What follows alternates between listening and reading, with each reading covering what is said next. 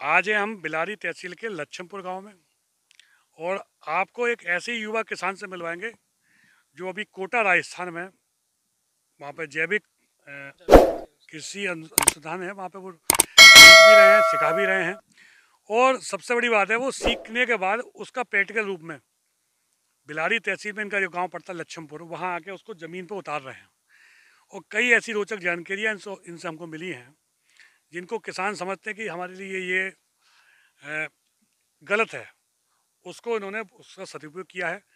और जानते हैं जो हमारे साथ हैं, पहले तो इनका छोटा सा एक परिचय लेंगे अपने दर्शकों के लिए।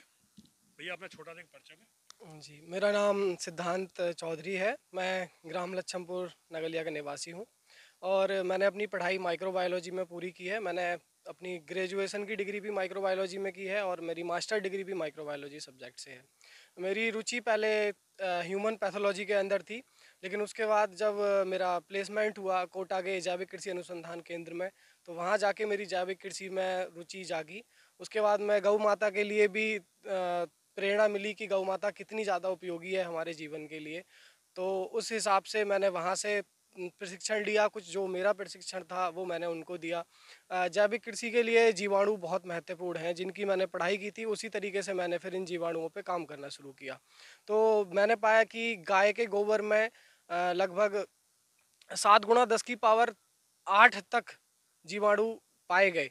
तो जितनी ज़्यादा बूढ़ी गाय होती जाती है हमारी, उतने जीवाणु उसमें बढ़ते चले जाते हैं। तो उसी आधार पर मैंने काम करना शुरू किया वहाँ पर रिजल्ट देखे तो वो रासायनिक कृषि से कहीं ज़्यादा थे।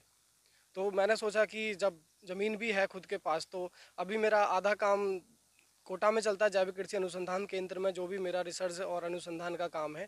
बाकी मेरा 15 दिन का काम मैं अपने खेत में देखता हूँ, जो कि मैंने गेहूं की फसल और सरसों की फसल इस बार लगाई हुई है। कीटनाशक कीट रोधक भी बना रहे हैं, और जो अपने वनस्पति के द्वारा, जो अपना छाछ होता है जिसे अपने आम बोलचाल में मठा कहते हैं, उसके द्वारा। और उस मठा के अवधि के आधार पे इन्होंने दो तीन जगह उसे बांट रखा है। उसका अवधि के अनुसार उसका जो गुण दोष हैं वो चेंज होते हैं। बहुत कुछ जानकारी इनसे हमें मिल रही है। और छोटी उम्र में इन्होंने काफ़ी इस पर पसंद किया। जिस गाय को किसान बेकार समझ के छोड़ रहा है, उस पर ये काम कर रहे हैं भैया। और इन्होंने कई अपने कीटनाशक बनाए हैं और यूरिया का विकल्प उस घास को बनाया है जिसको किसान दुश्मन समझते हैं, जिसे हम सब लोग गाजर घास कहते हैं। और बहुत ज़्यादा परेशान हो जाते हैं उसको देख के।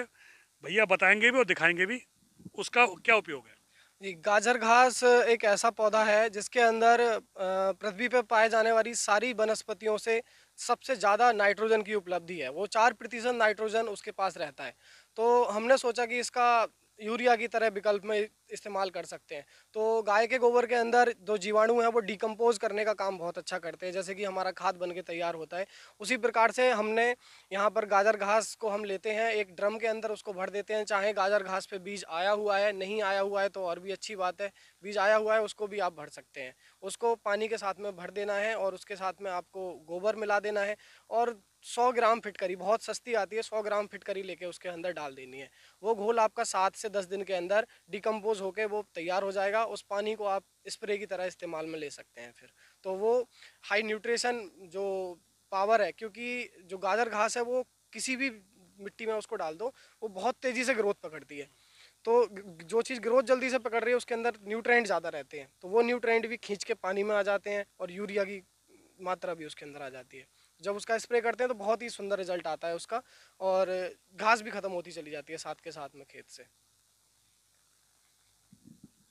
तो भैया ने बताया गाजर घास के ऊपर ऐसे कई यहाँ पे जीवामृत और घंजी अमृत भी बना रहे हैं। यहाँ पर अब इनके जो खेती है उस पर ये काम कर रहे हैं, उनको भी देखेंगे।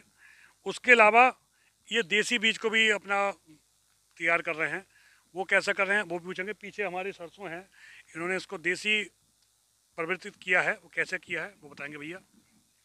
देखिए, बीज की सबसे बड़ी समस्या है कि हाइब्रिड बीज दूसरी बार में अपनी पैदावार खो देता है। अगर तो हमें बार बार बाजार जाने की आवश्यकता पड़ती रहती है, दुकान पे निर्भर हो गए हैं और हर बार हमें नया बीज लेके आना पड़ता है खेत के लिए।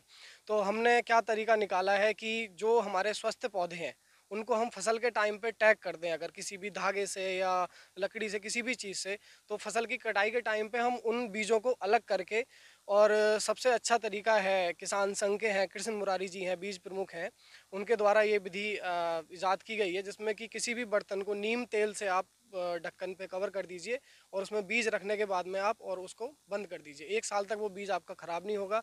ये ध्यान रखना है कि बीज को रखते समय गर्म ना हो। हम लोग क्या करते हैं, पूरे दिन बीज सुखाते हैं या जो भी अनाज सुखाते हैं और शाम को भर देते हैं। उसको शाम को हमें नहीं भरना चाहिए। वो पूरे दिन में हीट होके फिर बाद में वाष्पित होता है जब हम उसको भर देते हैं। उसको रात भर के लिए ठंडा होने दें, उस बीज को सुबह को हमको भरना चाहिए। तो इस ये कुछ विधियां हैं जिनसे हम देसी बीज अपने घर का ही तैयार करके आगे के लिए रख सकते हैं। पैसा भी बचेगा और वैरायटी भी अच्छी होगी। सिद्धांत जी, गाय के गोबर से, गौमूत्र से हम कौन कौन से चीज़ बना सकते हैं जो खेती के लिए उपयोगी है? गौमूत्र से तो सबसे अच्छा एक है कि एंटीबैक्टीरियल प्रॉपर्टी गौमूत्र की रहती है गौमूत्र की। गौमूत्र में कुछ ऐसे न्यूट्रिशन है और एंजाइम है जो पौधे की बढ़-बहार में काम करते हैं। और बात करूं गोबर की, तो गोबर के अंदर तो जितने जीवाणु हैं सारे ही काम के हैं। मैंने जो खुद ने जो जीवाणु निकाले हैं गोबर के अंदर से 34 जीवाणु निकाले थे, जिनमें से फॉस्फेट बनाने वाले भी थे, नाइट्रोजन बनाने वाले भी थे, पोटास और जो भी मतलब खेती के लिए ज़रूरत रहती है वो सारे बनाने वाले जीवाणु उसके अंदर रहते हैं। डिकम्पोज कराने वाले आपके जो भी घटक हैं उनको डिकम्पोज करा के उनको परिवर्तित कर देते हैं, वो जीवाणु भी गोबर के अंदर रहते हैं। तो आप गोबर का इस्तेमाल या तो ताज़ा गोबर का करें, जो किसान तैयार करता है गड्ढे वाला गोबर, वो गोबर नहीं काम का रहता है। वो ना तो अपघटित हो पाता है, जो दूसरा उसके साथ पानी के साथ बह के चीज़ें निकल जाती हैं, उसकी जो भी पोषक तत्व हैं उसके वो निकल जाते हैं। तो आजकल अभी जैविक खेती में जीवामृत भी बना रहे हैं लोग गोबर से, पंचगव्य भी बना रहे हैं। तो अगर मैं तो कहता हूँ कि जीवामृत पंचगव्य जो बना पा रहा है ठीक है, वरना आप ताज़ा गोबर का घोल भी पानी के साथ चलाइए, वो भी बहुत अच्छा सुंदर रिजल्ट देता है। मैंने बरसीन में यहाँ पर लगाया हुआ है, तो ये बरसीन लगाते टाइम ही मैंने जब पानी भरा था इस क्यारी के अंदर, तभी मैंने ताज़ा गोबर का घोल चला दिया था इसमें। एक परात गोबर की आवश्यकता पड़ी थी, ज़्यादा कोई ज़रूरत भी नहीं पड़ती है। तो देखा, भैया बता रहे हैं जो किसान गाय को छोड़ रहे हैं उस गाय से हमें कितनी उपयोगी चीज़ प्राप्त हो सकती है, और इस सिद्धांत पर काम करें तो बहुत किसानों के लिए उपयोगी गाय होगी, और ये किसान जो छोड़ रहे हैं वो गाय को छोड़ेंगे नहीं, और हमारी जो हम लाइन लगते हैं यूरिया की, डीएपी के लिए, वो आवश्यकता नहीं पड़ेगी। और हमने मौके पर देखा फसल बहुत अच्छी है गेहूं की और इनकी सरसों की, और एक ना इन्होंने खाद लगाया है ना केमिकल लगा रहे हैं।